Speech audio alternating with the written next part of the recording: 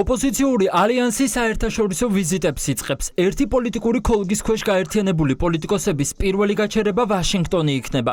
დღეს პარტიებში დაგვიდასტურეს, რომ შტატებში გასამგზავრებლად მზადება აქტიურ ფაზაშია.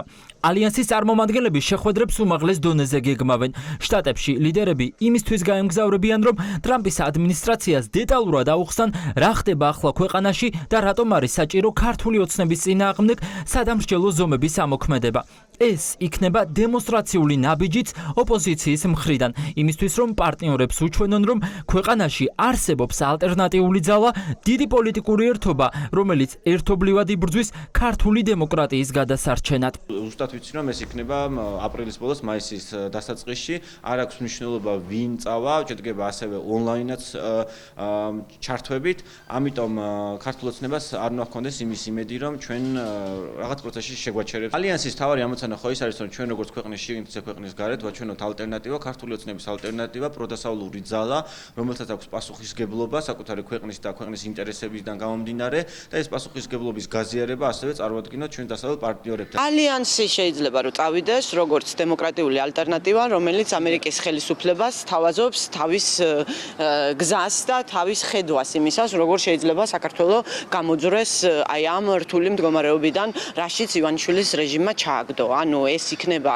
ვიზიტი იმ გეგმით, რაც ჩვენს გვაქვს საქართველოს დამოუკიდებლობის გადასარჩენად. ამ შეხვედრებზე პოლიტიკოსები ისაუბრებენ პოლიტიკური პატიმრების შესახებ და იმ არჩევნების შედეგებზეც, რომელიც მათი მოსაზრებით გაყალბდა. ოპოზიციური ალიანსის ვიზიტი შტატებში სავარაუდოდ რამდენიმე კვირაში დაიწყება. ერთი მიზნის გარშემო გაერთიანებული პოლიტიკოსები ერთად ჩავლენ შტატებში და შეხვედრებსაც ერთად გამართავენ. თუმცა, იმის გამო, რომ პოლიტიკური ლიდერების წინააღმდეგ ოცნების მართულ საგამოძიებო სამსახურებს გამოძიება აქვთ დაწყებული, დიდი ალბათობით ყველა ლიდერი ქვეყნის დატოვებას ვერ შეძლებს.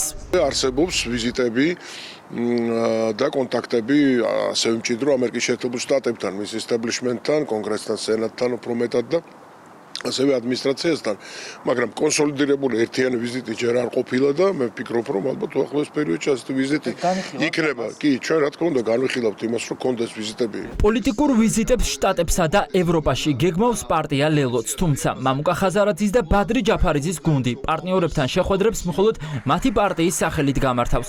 მიზანი ამ შემთხვევაშიც იგივეა. დაარწმუნონ პარტნიორები, რომ ქართული ოცნება ადამიანის უფლებებს უხეშად არღვევს და ამ ვითარებაში ერთადერთი გამოსავალი პასუხისმგებელი პირების დასჯა. ჩვენ ვაპირებთ რამდენიმე მსხვილმასშტაბიანი ვიზიტის გამართვას შემდეგი თვეების განმავლობაში. ჩვენ შემთხვევაში ეს იქნება ლელოს ვიზიტები სხვადასხვა რამდენიმე მნიშვნელოვან პოლიტიკურ დედაქალაქში, იმ გადაწყვეტილების მიმღებ ცენტრებში, სადაც ფორმირდება აზრი ჩვენი რეგიონის მომავალთან დაკავშირებით. ძალიან მნიშვნელოვანია, რომ ჩვენი ხმა ადეკვატურად იქნას იქ წარმოდგენილი, რადგან ჩვენ ვხედავთ, რომ ამ იზოლაციოსური ხელისუფლების პირობებში რეალურად ქართული ხმარი გამქრალი. ოპოზიციის სამომავლო შეხვედრებს უცხოეთში წინ უსწრებს კრიტიკული განცხადებები ევროპარლამენტიდან და დიდი ბრიტანეთიდან. ევროპელმა დეპუტატებმა 305 შესწორება შეიტანეს დოკუმენტში, რომლითაც ევროკავშირს მოუწოდებენ მიბაძონ ბრიტანეთს და დაასანქცირონ ტელეიმედი და პოსტივი. მოთხოვნებს შორის არის პერსონალური სანქციების შემოღება ოცნების ლიდერების წინააღმდეგაც. ევროპარლამენტი ივანიშვილის პარტიისგან ითხოვს პოლიტიკური პატიმრების გათავისუფლებას და რეპრესიულად შეფასებული კანონების გაუქმებას. ეს ეხება პოლიტიკურ პატიმრებს და მათ გათავისუფლებას, რა თქმა უნდა, მოუწევთ ინდივიდუალური სანქციები. ეს არის გარდაუვალი, ამიტომ ამ რეალობისთვის თვალების გასწორება, რა თქმა უნდა, მოუწევს ოცნების ხელისუფლებას. რა თქმა უნდა, არსებობს ბარიერი, მათ შორის ევროკავშირში კონსენსუსთან დაკავშირებით, თუმცა შესაძლებელია უახლოეს პერიოდში უნგრეთის არჩევნების შემდეგ საერთოდ არ იყოს დღის წესრიგში ეს პოლიტიკური ბარიერი. იმ შემთხვევაში თუ იმ უნგრეთის არჩევნების შედეგები იქნება იმგვარი, რომ დაბრკოლება ევროკავშირის სანქციების ამ კუთხით იქნება მოხსნილი, რა თქმა უნდა, შესაძლებლობა მეტია იმისა, რომ ევროკავშირმა დიდი ბრიტანეთის და რა მოახდინოს სანქცირება არა მხოლოდ პროპაგანდისტული მედიის. ქართული ოცნება სანქციებს ნაბიჯ-ნაბიჯ უახლოვდება. არსებობს ინგლისელი პარლამენტარების კრიტიკული ანგარიშიც, რომლითაც მთავრობას მოუწოდებენ გააძლიერონ ზეწოლა ივანიშვილის პარტიის წინააღმდეგ. მოთხოვნა მძიმე ფაქტებით არის ახსნილი, მაგრამ ქართულ ოცნებაში ყველაფერს ტყუილი უწოდეს.